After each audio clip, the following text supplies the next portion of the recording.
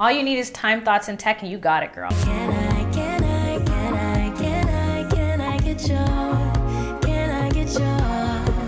What's up, everyone? It's your favorite blind girl back on your screen with another one. In this one, I'm going to share with you 25 things you can do as a legally blind person. I wanted to share this list with those of you who are visually impaired, whether you're newly diagnosed or you've been living with this disease for a while, just to remind you that you can still do a lot of the things you used to do and even pick up some new things too. So if you enjoy this list, let me know by hitting the like button and let's get into it. First up, let's keep it super basic. Write. Okay, we can still write whether you use a bold tip pen like me or a Sharpie, that's Sharpie life, or maybe you want to use, your keyboard to type, whether it's a regular one or a braille one. Writing is a great way to express yourself, whether you're journaling, reflecting, or writing a story, poetry, or a novel. Writing is so good and therapeutic. Maybe it's just because I love writing. Let me know if you like writing too. The next thing that I would highly recommend each and every one of you try to do at least once, if not pick up as your newest hobby, is paint. Because painting is self-expression and you don't have to paint perfectly. You don't have to paint by number. You don't even really have to paint well. Painting is just this thing when you feel the brush hit the canvas. Ooh, it's such a nice feeling. I've even done paint nights a couple times and it's a lot of fun, especially the vino. And with that comes the expression and creativity that we often miss in our daily hustle and grind. I just let them know straight up, like I can't see very well. And she gave me some extra cues to make sure that I could kind of keep up and do without making my portrait look really weird. Staying on the creativity tip, why not be a content creator, whether that means via YouTube? Hello, your favorite blind girl. I had to include that. Without this platform, I wouldn't be the person that I am today. It's given me that creative outlet and also that ability to speak and connect with you guys. And whether you're doing commentary or pranks or sharing your story or your life legally blind like me, whatever you choose to do, whether it's DIYs, how to, your hobby, it's self-expression. And I feel like yourself, your soul comes alive when you're able to share what you love and your joys with others. I know I got really ethereal there. If you're not really into that editing life, because truth be told, this is going to take me 3 hours to edit. It already took me an hour to set up this camera. Maybe podcasting is better for you. I mean, the visual part is taken out. I'm sure the editing process will take a little bit of a learning curve to get over. I've thought about doing a podcast for the last 2 years, but I just wanted to focus on this channel first before I do anything else. But I think podcasting is another great way, whether you want to indulge in listening to other people's podcasts, which I listen to more podcasts than I do music now. Do you do too? Or if you want to create your own pod and just share who you are with the world. It's very daunting when you first do it, very trippy, but once you get into it, it's so liberating. Back to some basics though. Cooking and baking. I hate cooking, but I love baking. If I could eat baked goods as my 3 square meals, I would. I hate cooking because by the time it's time to cook, I'm always hungry and I always cut my thumbnails. So just word to the wise, be very careful, take your time with it, and you'll be okay. Especially in these times right now, cooking is such an essential skill. I don't know who's still doing Uber Eats right now. If you think about it, from the time you purchase to the time it comes to your place, how many people are in between that process? I don't play. I'd rather cook, know what's in my food, know it's clean, and I can proportion it however I want. I'm getting into my granny bag with this one, crocheting. Stay with me, don't click out. I absolutely love crocheting, maybe because it's something that connects me to my grandma. It's something that we used to do together before she passed away. The crocheted blanket that I have on my sofa is something I DIY'd a few years ago. It takes time, and you got time, and it's also something that's very comforting and super soothing and makes you feel like you're 100 years old, but it's a lot of fun. Always think, what can I still do? What could my grandma do? Okay, I can do that. Which leads to the next thing, gardening.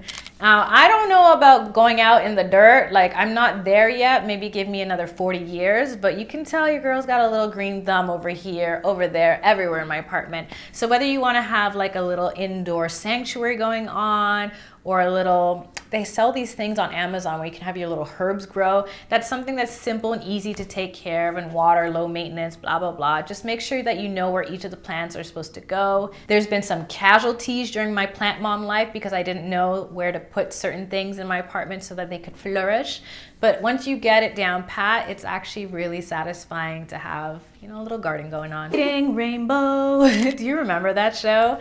For the love of reading, don't give it up if it's something that you loved to do before. I had the hardest time with all these hobbies with getting back into reading, because for me, reading was an experience. Like, it was the smell of the pages and the sound of the pages turning and the feeling of the pages.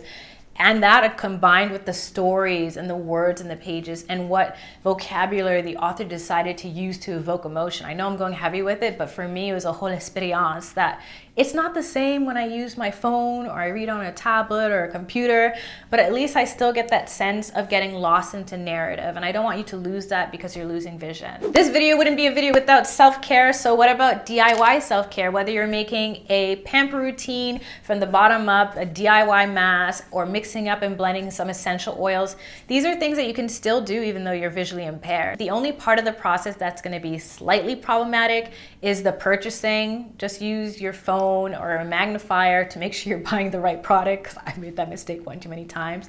But once you do that, you're good. And then just Google to get the right proportions if you're doing a DIY mask, or if you're trying to blend up an essential oil, or you're doing some mixology with drinks or whatever, and you're good. Okay, let's get sporty with it. Let's just put all the fitness stuff in the middle of this video right now. Starting off with hiking. That's the thing I love to do the most during the spring and the fall. During the summer, it gets a little hot here, but going for hour-long hikes outside of the city and getting lost in nature is so liberating. Like, I never thought I'd be the person to love hikes, and I didn't even like them when I could see well. So it's funny that now that I trip 95 times on tree roots, that's what I'm into, but it's a lot of fun. Just be careful. If you're not into hikes and you're more of a city girl, city guy, then go for strolls. And once you're comfortable, even jogs and runs. You're outside, you're in nature, hopefully fresh air. The air is fresher now that half of us don't have jobs. And just getting lost in your neighborhood and exploring what's around you is also really good for the mind.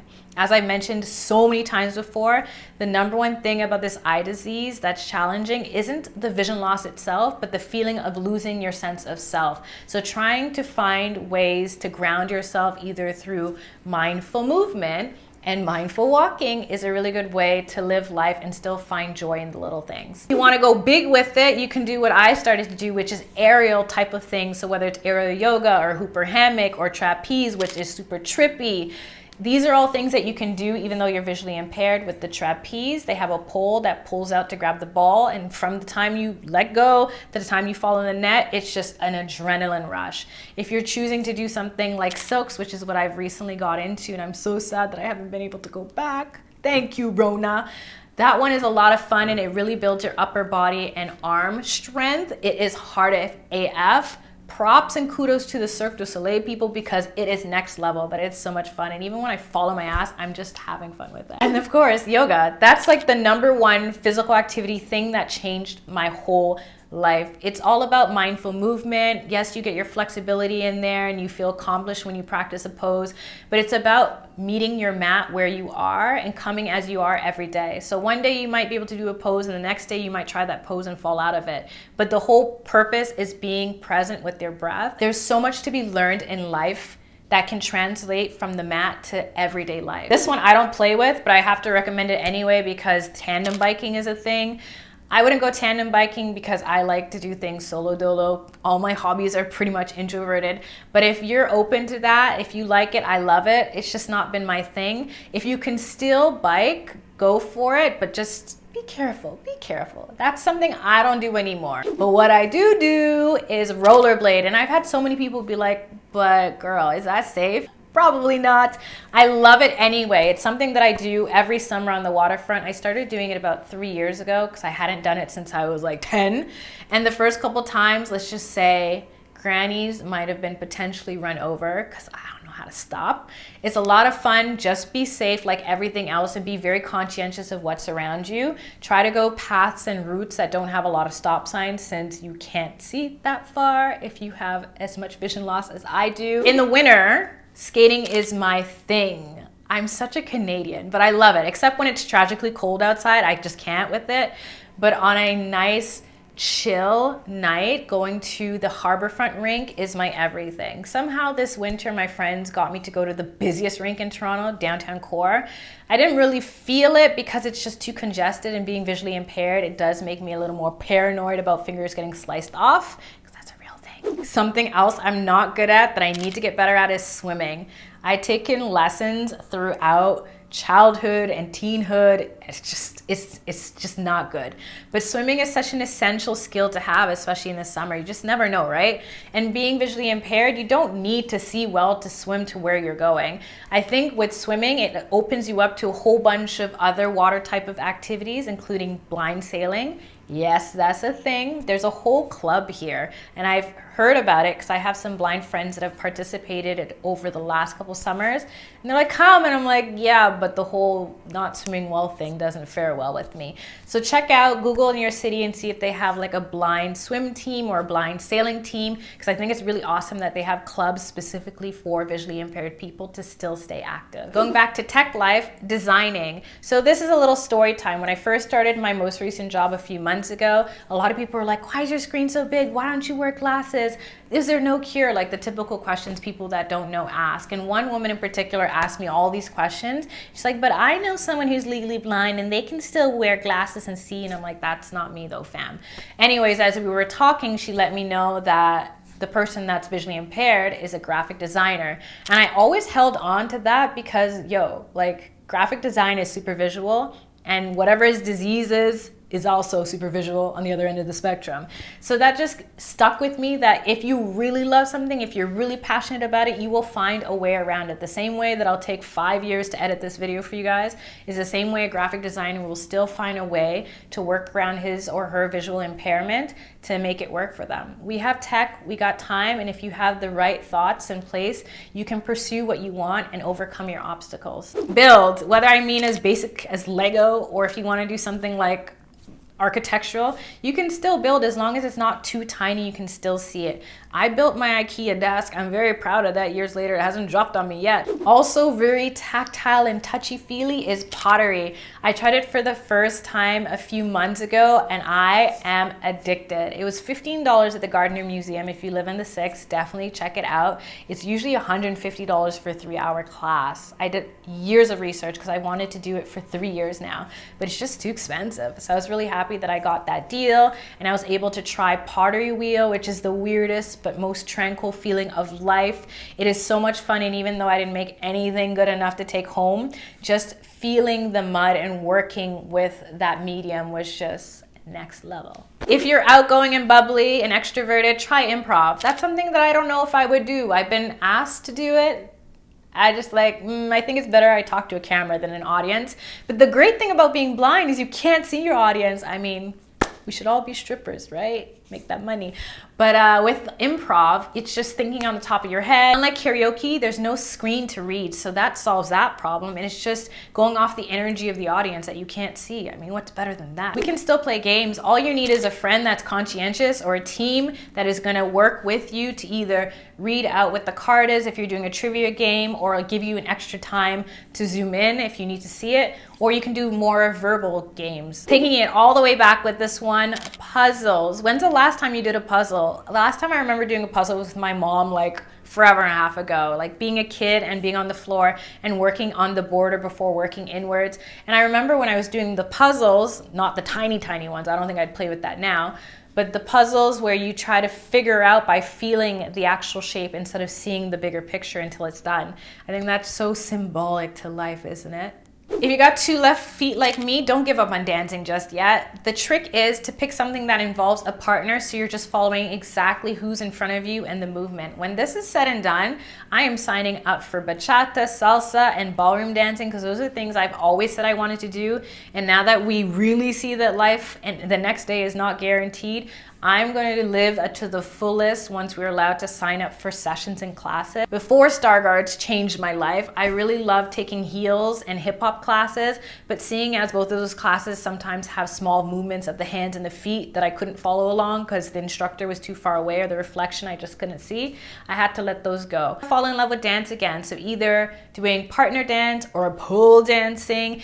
Both of those are more about movement and being in your body than following along to someone at the front of the room. This one is super dorky, but I am in love with it. Bowling. I first tried it last summer when I went on a family trip, and it was so much fun, and they were all making fun of the fact, they're like, you're not really blind because you're doing so well. I got strikeouts, whatever it is when you hit all the pins, and I didn't even see myself doing it. It was just fun, the flick of the wrist and getting the bowl to go the bowling ball. Getting the bowling ball to go somewhere other than the gutter was just so satisfying. So if I hit anything and I didn't know, it was just so much fun. The summer before last, I didn't really do that many things. I did try 2 activities.